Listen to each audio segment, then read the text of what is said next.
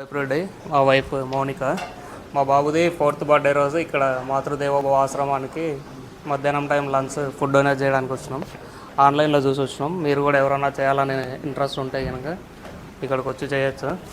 ఇక్కడ మొత్తం అంతా 123 మెంబర్స్ ఉన్నారు. అందరూ mentally disable people.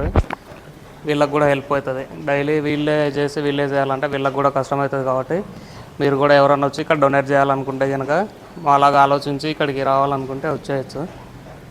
Okay, start.